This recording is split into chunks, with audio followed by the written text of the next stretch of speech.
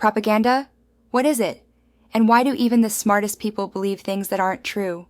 If you think intelligence protects you from propaganda, think again.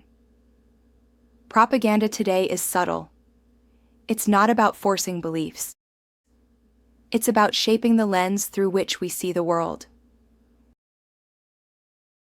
And in social sciences, propaganda has a specific meaning, one that explains not just manipulation, but how societies form shared beliefs. In social science, propaganda is defined as the deliberate shaping of information, emotion, and perception to influence how people think or behave. And here's the key part. Propaganda isn't always lying.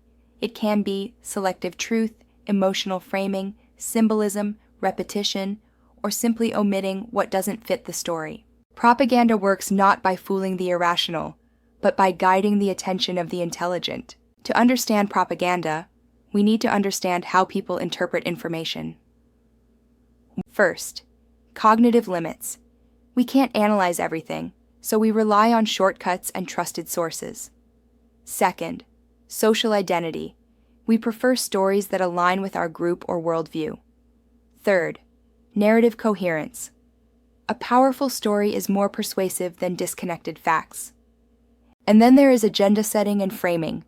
Agenda setting doesn't tell you what to think. It tells you what to think about.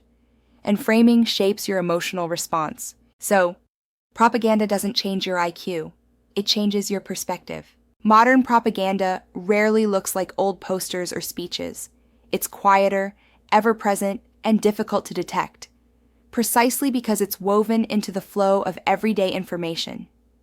It appears in what news emphasizes or ignores, fear narratives and perceived threats, repetition across commentators, emotional stories that bypass critical thinking, fact-checking that reinforces preferred narratives, algorithms that amplify some viewpoints while burying others. Modern propaganda is subtle, distributed, and everywhere. Here's the TNBC lens.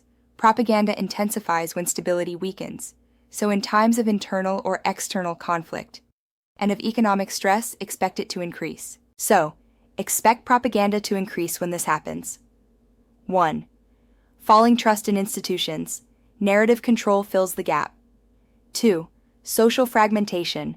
Propaganda tries to manufacture unity. 3. Economic stress. Messaging justifies difficult decisions. 4. Geopolitical pressure. Governments need public support. 5. Institutional dysfunction. Storytelling replaces competence. In late-stage systems, during the decline, propaganda becomes more emotional, centralized, and repetitive. When stability weakens, storytelling strengthens. Look for one-sided framing, emotion over evidence, good versus evil narratives, sudden media consensus, dissents labeled dangerous instead of debated constant crisis language, unexplained shifts in the official story. Propaganda is most effective when it feels normal. Awareness is your antidote.